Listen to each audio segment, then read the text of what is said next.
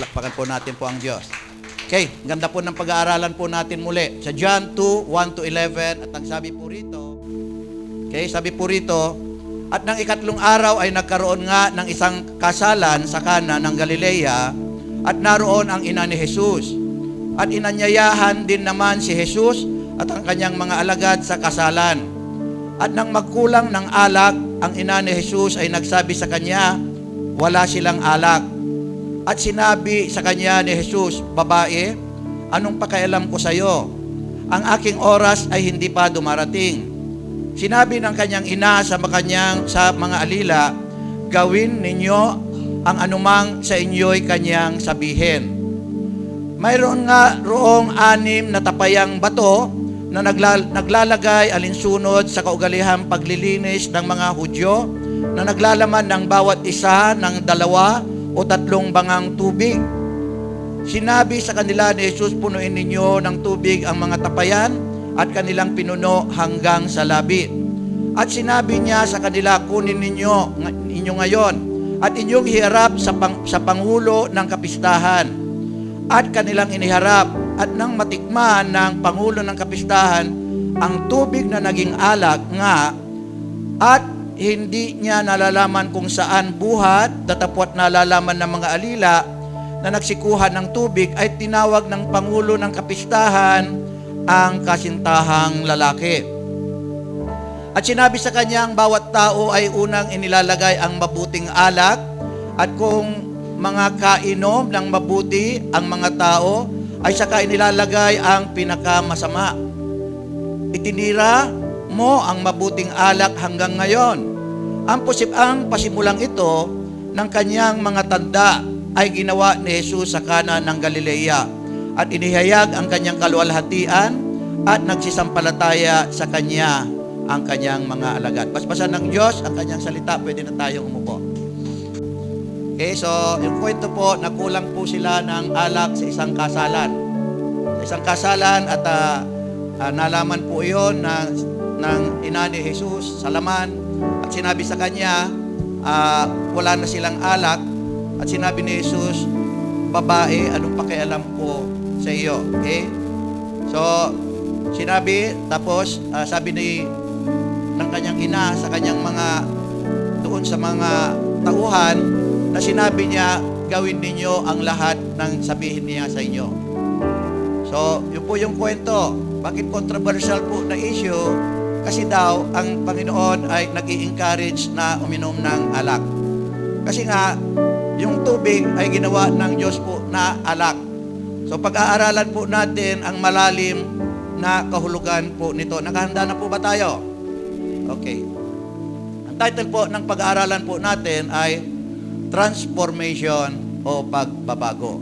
Okay? Transformation sa wikang Ingles at pagbabago sa wikang Tagalog. Sa Biblia, ang mga salitang vine, vineyard, wine, winepress, at strong drink ay kadalasang ginagamit. Pag sinabing vine, yun po yung vine ng ubas.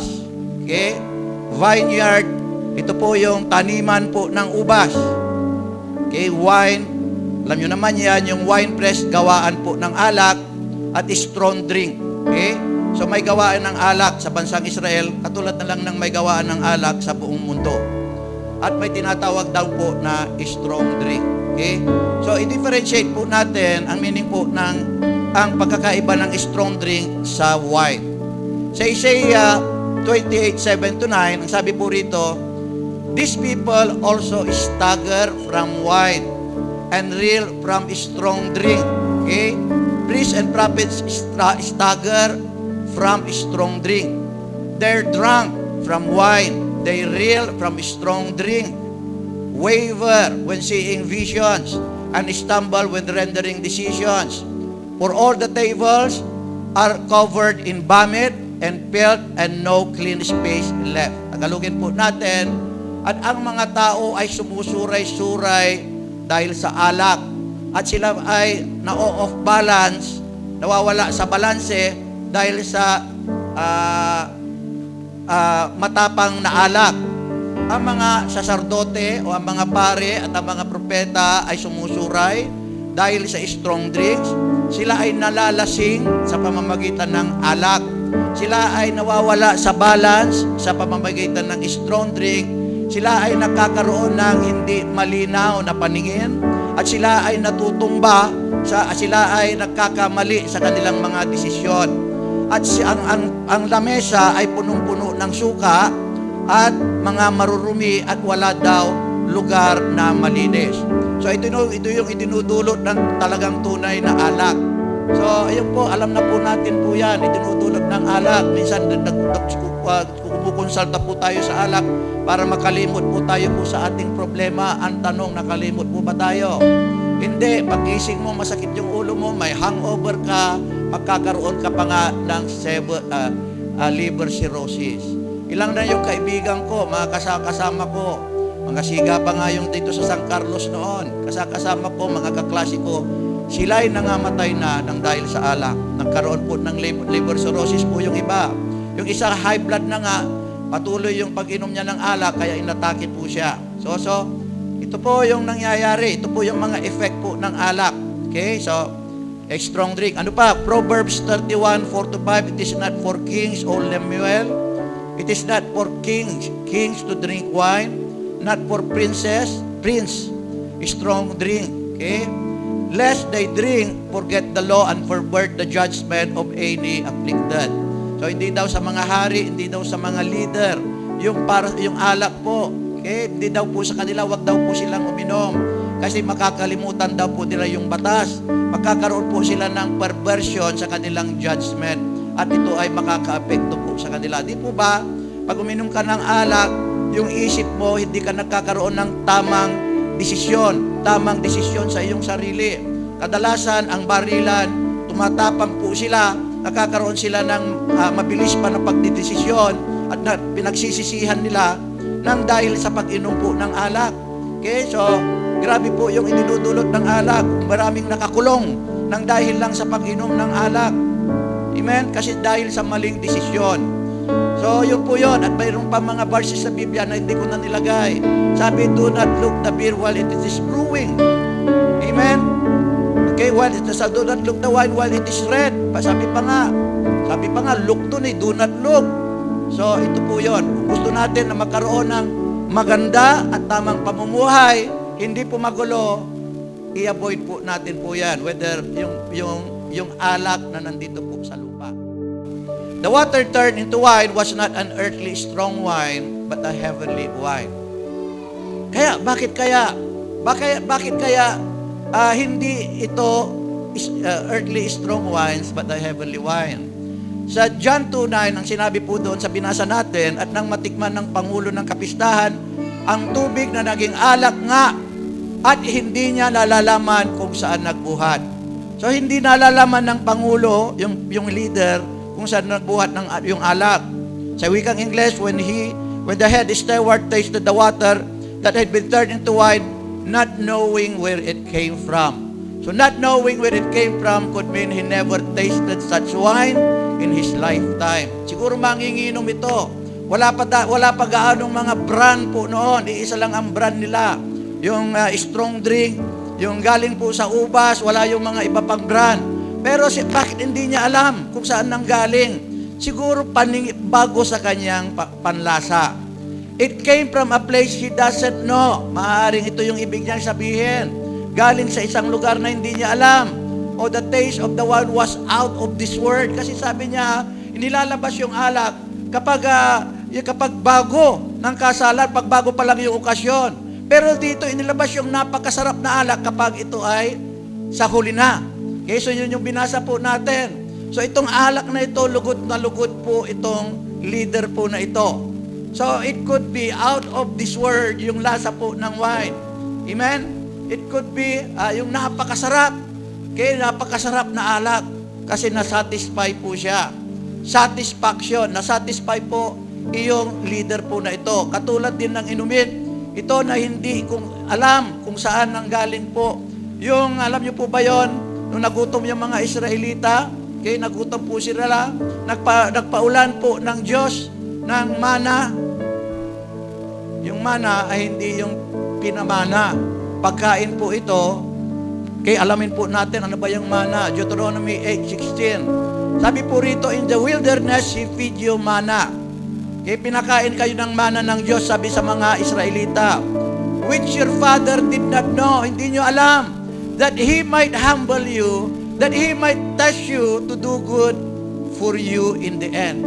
So pinakain ng Diyos. Una ginutom muna ng Diyos yung mga Israelita.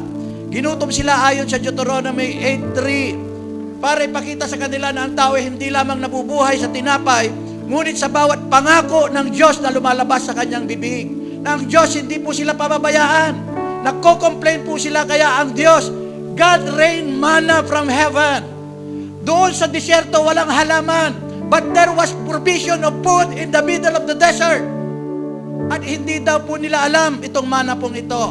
Kasi nga, yung mana ayon sa Psalm 78:24 to 25, He rained down manna upon them to eat and gave them food from heaven. Man did eat the bread of angels. He sent them food in abundance. So, yung mana pala, pinakain sa mga Israelita. Yung mana na bread of angels. Pagkain na mula sa langit.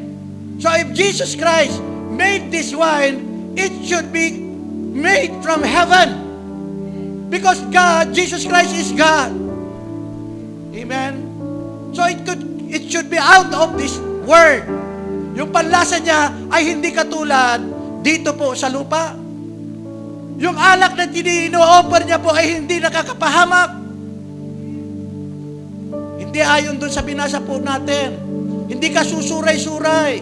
Hindi sisakit yung ulo mo. Hindi ka matutumba. Hindi ka magkakamali sa iyong desisyon. Yun yung alak na ginawa ng Panginoon. Amen?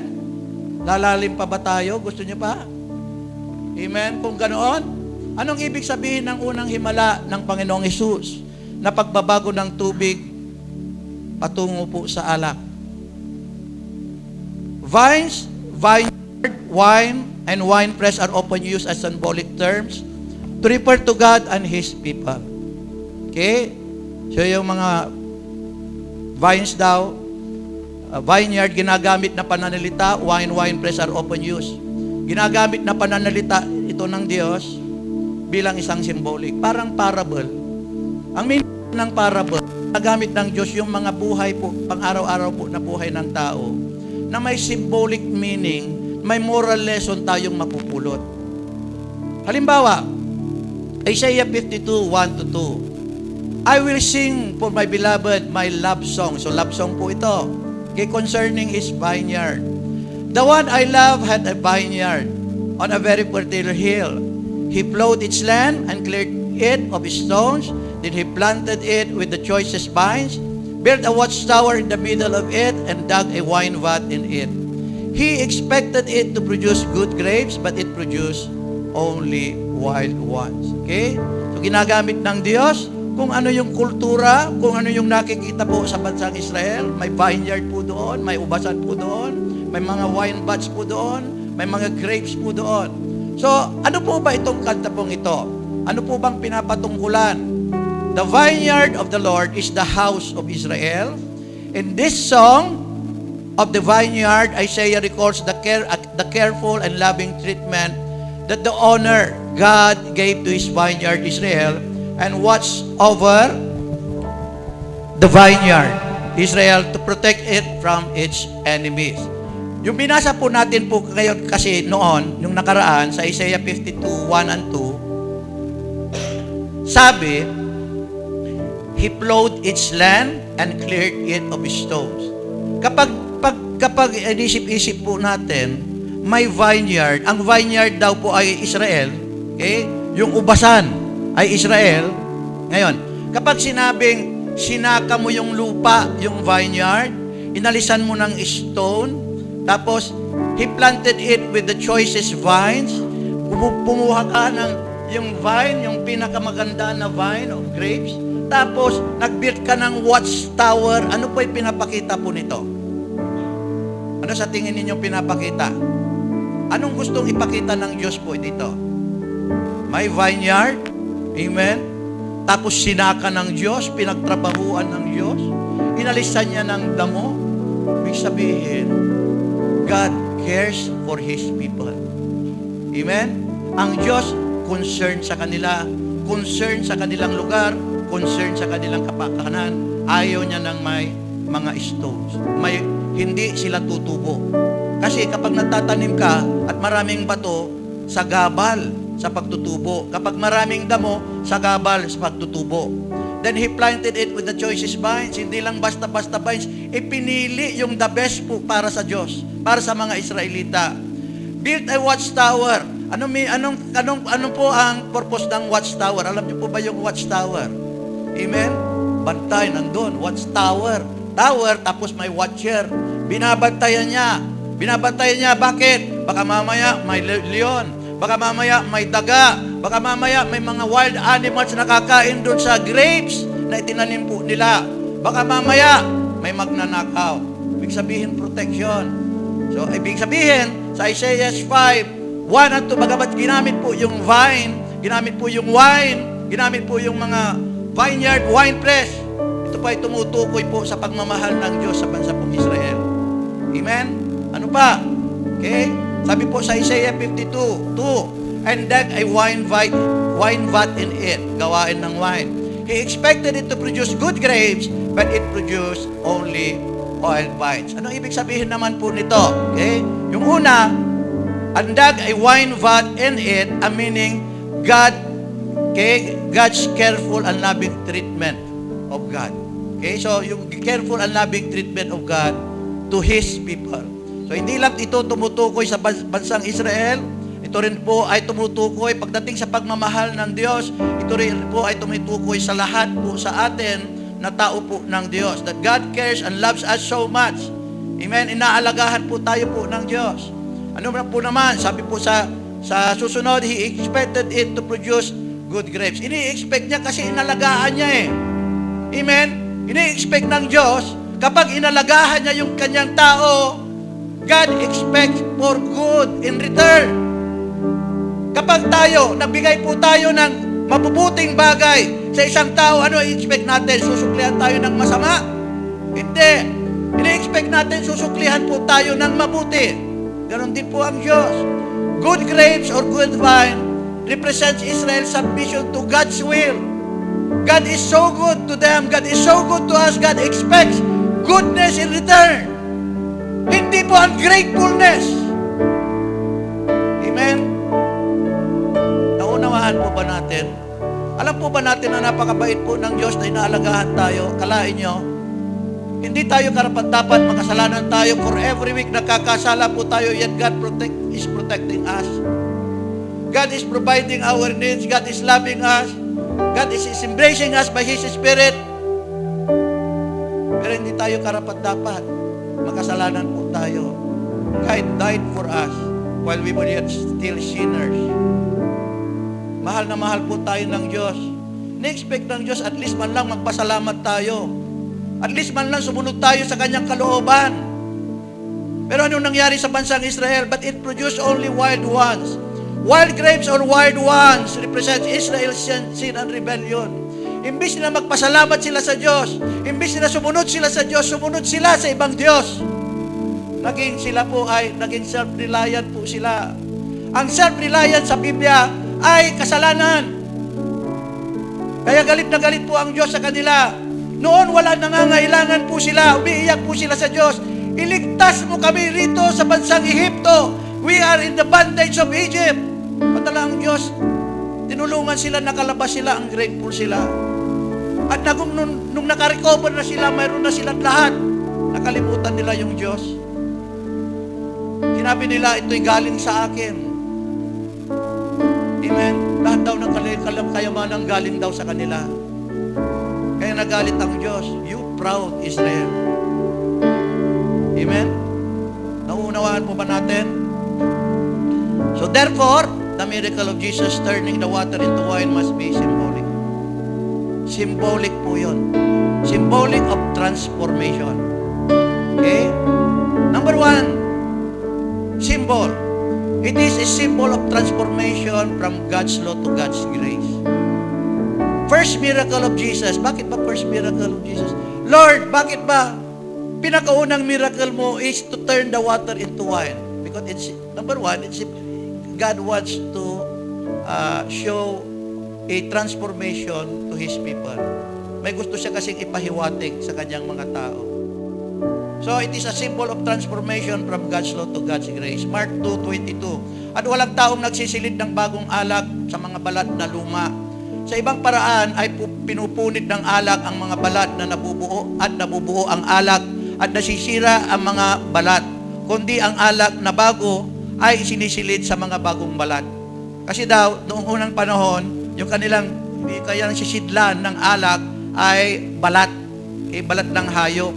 Doon po nila nilalagay. Pero yung luma daw na sisidlan, hindi mo pwedeng buhusan ng bago kasi mapupunit daw po yun. Ibig sabihin ng Panginoong Jesucristo po rito, alak na naman po ang ginamit. Okay? Kasi po ang question po rito, bakit ba yung mga disciples ng mga Pariseo ay nag-aayuno? At bakit ba yung mga disciples ni John the Baptist ay nag-aayuno? Yung mga disciples mo hindi nag-aayuno. Yun ang question po rito kapag umakyat po kayo, pagbabasa. Sabi ni Jesus Christ, hanggang nandito yung bridegroom, hindi muna sila mag-aayuno. Sa yung bridegroom, sa yung New Testament, sa yung bagong batas, sige, kain lang muna kayo. Hindi muna kayo mag-ayuno ngayon kasi nandito yung bridegroom. But there will be a time, kapag yung bridegroom ay nawala, magkakaroon ng effect. Yung New Testament, they were still under the Old Testament, magkakaroon ng effect. Kapag wala na, saka sila mag-aayuno. Naunawaan po ba natin? So ito po yung sinasabi, huwag muna. Amen? Pag-aayuno rin sila balang araw. So, kasi itong mga legalistics po kasi sila. Hindi nila makilala yung pamamaraan ng Panginoong Hesus. Papasok na po kasi ang New Testament.